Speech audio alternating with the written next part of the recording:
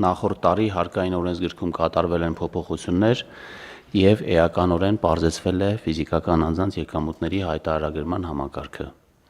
Մասնավորապես սահմանվել է, որ հայտարարագիրը նախալրացնում է հարկային մարմինը իր մոտ առկա տեղեկատվության հիման վրա, ֆիզիկական անձը կարող է նախալրացված հայտարարագիրը փոփոխել, իսկ փոփոխությունների չենթարկվելու դեպքում հայտարարագիրը ներկայացնելու վերջնաժամկետի օրը այն համարվելու է օրենսդրությամբ սահմանված կարգով ներկայացված։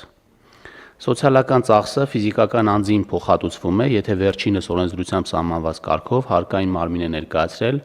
էլեկտրոնային ստորագրությամբ ավերացված եկամտային հարկի տարեկան հաշվարկը։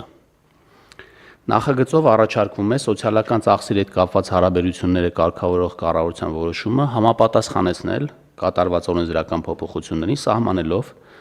որ ֆիզիկական անձանց եկամուտների հայտարարագրման շրջանակում սոցիալական ծախսերի փոխհատուցման իրավունքը ծագում է,